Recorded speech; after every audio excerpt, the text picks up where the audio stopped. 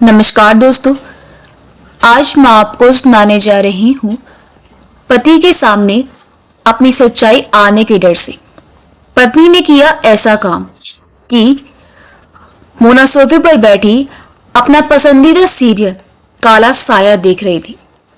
हाथ में कॉफी का प्याला था, सोफे पर सिर टिका हुआ और पैर टेबल पर पसरे हुए थे। एक हाथ में कॉफी का मग और दूसरे हाथ में रिमोट पकड़े हुए थे।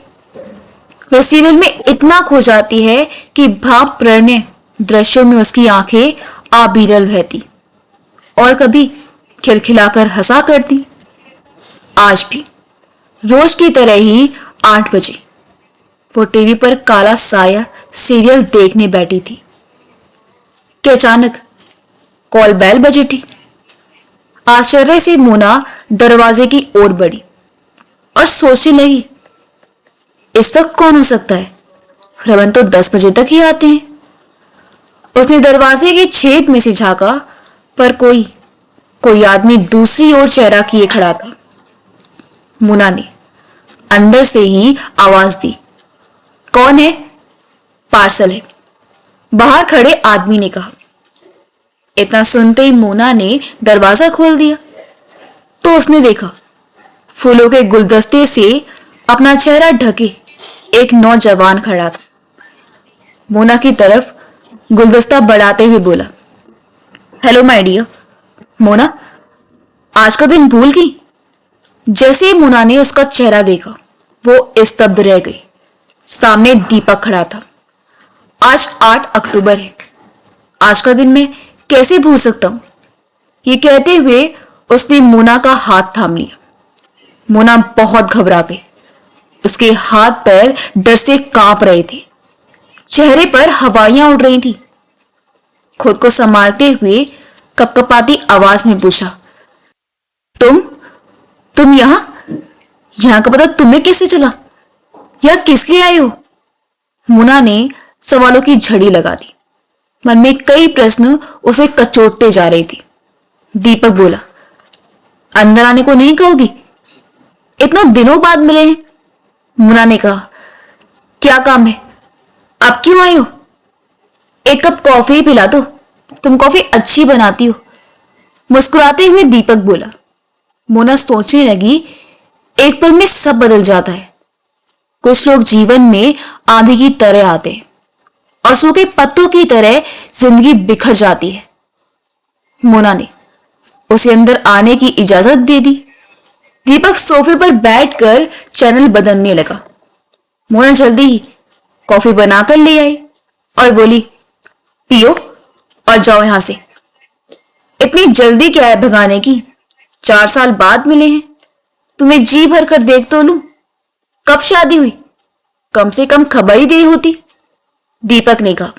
मोना बोली, प्लीज दीपक, अब इन बातों का कोई मतलब नहीं है। मैं तुमसे कोई रिश्ता नहीं रखना चाहती। प्लीज मेरी जिंदगी से चले जाओ। दीपक बोला, ठीक है, मैं तुम्हें परेशान नहीं करूंगा। ये मेरा मोबाइल नंबर है। एक कागज उसने मोना को थमा दिया। मैं अभी 5 दिन मुंबई में हूं, होटल आर्क पैलेस में रुका हूं। कल 3 बजे मुझसे मिलने आना, नहीं तो मुझे फिर से आना होगा। समझदार को इशारा ही काफी होता है। मोना कॉफी की चुस्की लेते हुए दीपक ने कहा, वैसे शादी के बाद और खूबसूरत लग रही हो। रमन बहुत चाहता है तुम्हें। उसे मेरे बारे में पता चला तो क्या सोचेगा? एक शैतानी मुस्कुराहट दीपक के चेहरे पर खिल गई। मोना ने कहा, मैं तुमसे कल बात करती हूं, अब यहां दोबारा मत आना। और हां, ये बुके अपने साथ ले जाना। दीपक ने कहा, तोहफे कभी वापस लिए जाते हैं क्या मोना? बाय डियर कहकर 4थी मंजिल से निकलकर लिफ्ट की ओर दीपक बढ़ चला। मोना की शादी को 5 साल बीत चुके थे। वो 2 सालों से मुंबई के फ्लैट में रह रही थी। रमन के मम्मी पापा कलकत्ता में रहते थे। नौकरी के कारण रमन के साथ मोना मुंबई शिफ्ट हो गई। दीपक के जाते ही मोना ने फ्रिज खोला और ठंडा पानी पिया। उसे लगा मानो शरीर से जान निकली जा रही हो। सोफे पर ही लेट गई, घूमते हुए पंखे को देखते हुए पुरानी यादों में खो गई। मोना को अभी तक वो कॉलेज का पहला दिन याद था। नीले रंग का स्कर्ट, सफेद रंग का टॉप, आंखों पर चश्मा चढ़ाए, हाथों में बैग थामे हुए वो कदम बढ़ाती चली जा रही थी। तभी एक लड़के ने पैर अड़ाकर उसे गिरा दिया। वो दीपक के ऊपर जा गिरी थी। उसे लग रहा था कि ये सब जानबूझकर पहले से दीपक ने प्लानिंग की है। दीपक भी सकपका गया था। पहली बार किसी खूबसूरत लड़की को इतने करीब से देखा था। वो सेकेंड ईयर साइंस का स्टूडेंट था। बड़ी गहरी आंखें, ऊंचा लंबा कद, गोरा रंग। दीपक प्रभावशाली व्यक्तित्व का स्वामी था। वो और मोना दोनों ही गिर गए। दीपक अपने को संभालने तब तक मोना गुस्से में चिल्लाने लगी, मुझे पता है ये सब तुम्हारी शरारत होगी। तुम लोगों का बस यही काम है, आते जाते लड़कियों को परेशान करना। कोई पढ़ाई लिखाई से वास्ता नहीं, गुंडागर्दी, आवारागर्दी यही करना है। तैश में आकर मोना बड़बड़ाकर चली गई। दीपक उसे हैरानी से देख रहा था। उसका गुस्सा सातवें आसमान पर था। सभी लड़कों को उसने जोरदार फटकार लगाई। कॉलेज में छात्र संघ के चुनाव होने वाले थे। दीपक ने भी हिस्सा लिया था। उसका भाग्य जोरों पर था। वह चुनाव जीत गया। वह छात्र संघ का अध्यक्ष बन गया था। वो होनहार और ईमानदार छात्र था। मोना की सहेली रीना, सभी से दीपक की तारीफें किए जा रही थी। इस बार सही चयन हुआ है। ये अब इस कॉलेज को अनुशासन में ले आएगा। और हुआ भी सही। दीपक के रहते किसी भी कॉलेज व्यवस्था को भंग करने की हिम्मत ना थी। लड़कियां भी अब सुकून से कॉलेज आती जाती थी। उन्हें कोई भद्दे कमेंट करता तो दीपक वो लड़कों को सबक सिखाता। ये देखकर मोना दीपक को मन ही मन चाहने लगी। रीना को मोना के प्यार की भनक लग गई। वो बड़ी शरारती और तेज तरार लड़की थी। उसने मोना और दीपक दोनों को खत लिखे, जिसमें 4 बजे कॉफी शॉप पर पहुंचने का लिखा था। नीचे अर्जेंट भी लिखा था। मोना को दिए खत में नीचे दीपक और दीपक को दिए खत में नीचे मोना का नाम लिखा था। मोना मन ही मन बहुत खुश थी। दोनों तय समय पर कॉफी शॉप पर पहुंच गए थे। दीपक ने चीज सैंडविच और कोल्ड ड्रिंक ऑर्डर किया। मोना गुलाबी सलवार कमीज पे बहुत खूबसूरत लग रही थी। उसके कंधे तक बिखरे खुले बाल उसके आकर्षण को बढ़ा रहे थे। दीपक चाहकर भी उससे नजरें हटा नहीं पा रहा था। मोना पल के नीचे की हुई मुस्कुरा रही थी। ख्यालों में खोई मोना कॉल बेल की आवाज से चौंक उठी और वर्तमान में लौट आई। दरवाजा खोला तो रमन खड़ा था। मुस्कुराते हुए रमन ने मोना को बाहों में भर लिया। मोना भी थोड़ी देर रमन से लिपटी रही।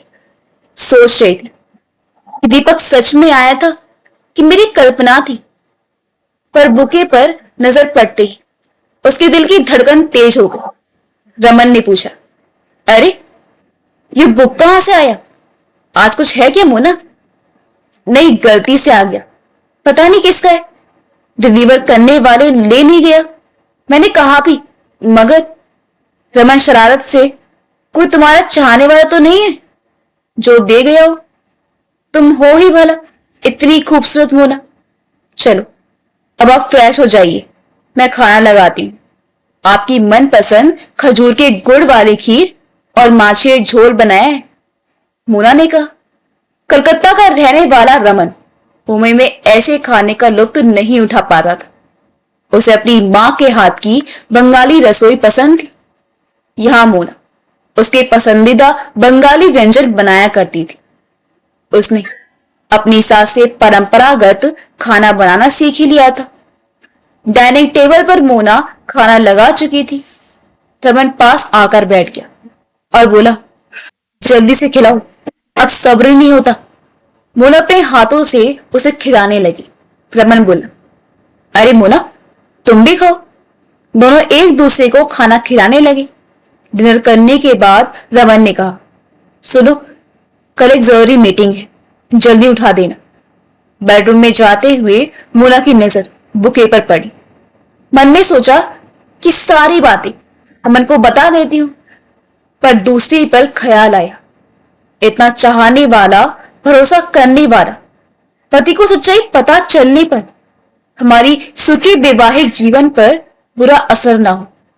मन ही मन उसने ठान लिया कि दीपक को अपने जीवन से दूर करना होगा। वो दीपक को नहीं भूल सकती थी, उसे अभी भी प्यार करती थी, लेकिन परिस्थितियां अब भिन्न थी। चाहते हुए भी उसे अपना नहीं सकती थी। वो दीपक से कोई संबंध निभाना रमन को धोखा देना था। सुबह मोना ने अपना सारा काम जल्दी ही निपटा लिया। रमन भी 9 बजे तक ऑफिस चला गया। मोना ने दीपक को 10 बजे फोन किया। दीपक ने फोन उठाया और बोला, हेलो मोना, मेरी उम्मीद से पहले ही फोन कर दिया। मिस यू डियर, मैं तुम्हें पिक करने बोरीवली आ रहा हूं, कम सून। मोना का फ्लैट बोरीवली से नजदीक ही था। इधर दीपक कार ड्राइव करते हुए मोना के साथ अपनी फर्स्ट डेट के बारे में सोचने लगा। दोनों अजनबी पहली बार कॉफी शॉप पर मिले थे। मोना बोली, आपने मुझे क्यों बुलाया? दीपक ने कहा, मैंने नहीं, तुमने मुझे बुलाया है। मोना ने फिर कहा, नहीं मैंने नहीं। थोड़ी देर में दोनों खिलखिलाकर हंस पड़े। वो दोनों समझ गए ये किसी की खूबसूरत शरारत है। अब तो दोनों का आमना सामना कॉलेज के कॉरिडोर, लाइब्रेरी, कैंटीन में होने लगा था। रोज दोनों को एक दूसरे का इंतजार रहता। एक दिन भी बिना देखे रहना मुश्किल हो जाता। एक दूसरे से मिलने का कोई ना कोई बहाना ढूंढते। एक दिन हिम्मत करके दीपक ने मोना को प्रपोज कर दिया। मोना ने हाँ भी कह दी। ये 8 अक्टूबर का दिन था। दिनों दिन उनका प्यार परवान चढ़ता गया। दीपक की राजनीति में भी पहचान बन गई, पर यहां से वो कुछ ऐसे लोगों के संपर्क में आया जिन्होंने उसका इस्तेमाल अपने फायदे के लिए किया। आरक्षण का मुद्दा उठाकर दीपक को अपने फेवर में लेकर कॉलेजों में तोड़फोड़ हंगामे करवाए। दीपक की छवि अब कॉलेज में बिगड़ने लगी थी। मोना ने कहा, दीपक ये हिंसा तोड़फोड़ ठीक नहीं है। दीपक ने कहा, अपना हक बिना लड़े कभी नहीं मिला है। मोना की बात भी उसने अनसुनी कर दी थी। मोना के मम्मी पापा बचपन में ही गुजर गए थे। वह हॉस्टल में रीना के साथ रह रही थी। मोना के चाचा चाची ने ही मोना को बचपन से पाला पोसा था और वे मोना की शादी जल्दी कर देना चाहते थे। मोना के लिए रमन के घर से प्रस्ताव आ चुका था। रमन एक मशहूर कंपनी में ऊंचे पद पर था। परिवार के लोग भी संस्कारी थे। कहीं से भी प्रस्ताव ठुकराना उचित न लगा। मोना को आगे पढ़ाने के लिए भी वह राजी थे। मोना के चाचा चाची ने रिश्ता पक्का कर दिया। दूसरी ओर दीपक को हिंसा प्रदर्शन करने पर 8 महीने की जेल हो गई। दीपक के जेल जाने की खबर पूरे कॉलेज में जंगल की आग की तरह फैल गई। मोना ने अपने चाचा से कहा, मैं भी शादी नहीं करना चाहती, मुझे आगे पढ़ना है चाचा। वो आगे पढ़ाने के लिए भी राजी हैं। अब तो शादी की डेट भी फाइनल है उनकी ओर से। तू बता, कुछ गलत किया हमने? मोना के पास अब कोई जवाब नहीं था। दीपक के बारे में बताना चाहती थी पर नहीं बता पाई। चाचा रीना को सब बता चुके थे। रीना भी चाचा का ही फेवर ले रही थी। एक दिन रीना मोना से बोली, बी प्रैक्टिकल, इमोशनल होकर कोई फैसला मत लेना। दीपक के साथ अब कोई भविष्य नहीं है। स्टार्टअप भी वहां आ गया। मोना ने उसके पास जाकर पूछा, दीपक कैसा है? सार्थक जमानत नहीं हो पाई। किसी बड़े नेता का हाथ है, उसने कहलवाया है। उसके लिए काम करने पर जमानत हो पाएगी। दीपक ने परेशान होकर हामी भर दिए। पता नहीं दीपक किस दर दर में फंसने जा रहा है। मोना अपने चाचा को कुछ कह नहीं पाई और कहती भी क्या कि जिससे वो प्यार करती है वो जेल में है। किस आधार पर अपना पक्ष रखती। कलकत्ता पहुंचकर शादी की तैयारियां शुरू हो गई। अगले महीने शादी संपन्न हुई। मोना घोष अब मोना गांगुली हो गई। उसकी मांग में रमन के नाम का सिंदूर झिलमिला रहा था। इधर मोना बोरीवली पहुंच गई थी। दीपक ने दूर से उसे पहचान लिया था। मुस्कुराते हुए दीपक ने कार का दरवाजा खोल दिया। मोना अंदर बैठ गई। दीपक बोला, पास में एक रेस्टोरेंट है, वहीं चलते हैं। रेस्टोरेंट में पहुंचकर मोना ने दीपक से पूछा, मुंबई कैसे आना हुआ? यहां कई बिजनेस कॉन्टेक्ट है मेरे। परसों तुम्हें शॉपिंग करते हुए देखा। बात करनी चाहिए, पर रमन आ गया और तुम उसके साथ चली गई। मैंने पीछा किया तुम्हारे घर तक। अगले दिन मौका पाते ही तुमसे मिलने आ गया। मैं तुम्हें लेने आया हूं, चलो मेरे साथ। तुम्हारे बिना कुछ अच्छा नहीं लगता मोना। सब बातें भूल जाओ, भूल जाओ, तुम्हारी शादी हो चुकी है, दीपक ने कहा। मोना का मन भी यही चाहता था कि सब रीति रिवाजों को लांघ कर दीपक के साथ जिंदगी गुजारे, पर दीपक पर वो उतना भरोसा नहीं कर सकती थी जितना अब रमन पर है। मोना ने कहा, अब ये मुमकिन नहीं है। बात ये नहीं कि मैं तुम्हें नहीं चाहती, ये भी नहीं कि मुझ में हिम्मत नहीं है। मैंने तुम्हें पहले भी रोका था, पर तुम जिन लोगों से जुड़े हो वो तुम्हें बर्बाद कर रहे हैं। अभी भी समय है, समझ जाओ। मैं तुम्हारे साथ नहीं हूं।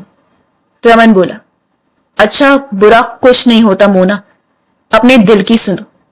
तुमने भी मुझे धोखा दिया, बिना मुझसे मिले, बिना बात किए शादी का फैसला कर लिया। क्या तुमने मेरे साथ अच्छा किया? मैं कितना बेचैन था, कितना तड़पा, तुम्हें पागलों की तरह ढूंढता फिरा। तुमने ना कोई फोन किया कि मैं किस हाल में हूं। यही तुम्हारा प्यार है ना मोना? मोना बोली, मैं भी बहुत तड़पी हूं। मैं शर्मिंदा हूं, तुम्हारी दोषी हूं, पर अब हालात दूसरे हैं। तुम्हारा और मेरा साथ मुमकिन नहीं है। दीपक बोला, अभी भी बात बिगड़ी नहीं है, बस हाँ कह दो। मोना ने कहा, नहीं, मैं रमन को धोखा नहीं दे सकती। दीपक बोला, हाँ क्यों नहीं? तुम्हें तो मेरे साथ ही खिलवाड़ करना था। उससे तुम्हें हमदर्दी है, लेकिन मुझसे नहीं। रमन तुम्हें बड़ी सती सावित्री समझ रहा है। मेरी बात मान लो, मैं तुम्हें उसे सच्चाई बता दूंगा। दीपक ने गुस्से से मोना से कहा। मोना बोली, मैं तुम्हारी बात नहीं मान सकती। जो कर सको करो। इसे मैं क्या धमकी समझूं? ठीक है, अब मैं रमन से ही बात करूंगा, दीपक ने जवाब दिया। मोना गुस्से में टैक्सी से घर लौट आई। रास्ते में सोच रही थी, आज रमन को सारी बातें बता दूंगी। जैसे वे घर पहुंची, रमन घर पर ही था। रमन बोला, अरे कहां थे तुम? एक इंपॉर्टेंट फाइल घर पर रह गई थी, फोन भी किया। घर आया, देखा फोन टेबल पर था। अच्छा, अभी फिर ऑफिस पहुंचना है, बाद में बात करते हैं, कहते हुए रमन निकल गया। मोना का मन घर पर नहीं लग रहा था, मन से बात भी नहीं हो पाई। दीपक की धमकी याद करके दिल बैठा जा रहा था मोना का। लगभग शाम के 7 बजे उसने रमन को फोन किया। रमन ने फोन उठाया। हाँ कहो मोना। मोना बोली, आज जल्दी आ सकते हो? क्यों? अच्छा, आज तुम्हारे फेवरेट सीरियल काला साहब में रहस्य खुलने वाला है। जाओ टीवी ऑन करो, आता हूं, हंसते हुए रमन ने कहा। मोना जल्दी खाना बनाकर टीवी ऑन करके बैठ गई। उसे रमन का इंतजार था कि वो जल्दी आए और उसे आज सारी सच्चाई बता दे, फिर जो अंजाम हो देखा जाएगा। राज खुलने ही वाला था कि ब्रेक आ गया। मोना ने न्यूज चैनल लगा लिया। ब्रेकिंग न्यूज थी, अंडरवर्ल्ड को हथियार सप्लाई करने वाला मारा गया। फोटो देखकर वो दंग रह गई। वो दीपक था। खुशी और गम के मिश्रित भाव उसके चेहरे पर थी। आंखों से अश्रुधारा बह रही थी। तभी काला साया कौन था पर्दाफाश हो गया। आज सीरियल और रियल लाइफ में काले साया का अंत हो गया था। रमन भी घर आ गया। आज मोना की हालत देखी और टीवी पर काला साया चलता देखा तो जोर जोर से हंसने लगा। मुन्ना को बाहों में भरकर कहा, चलो मुस्कुरा भी दो, काले साये का अंत हो गया। अगर आपको हमारी कहानी अच्छी लगी हो तो मेरे वीडियो को लाइक करें, शेयर करें और हमारे चैनल योगी वॉइस को सब्सक्राइब कर दें। मिलते हैं अगली वीडियो में। आपका बहुत बहुत धन्यवाद।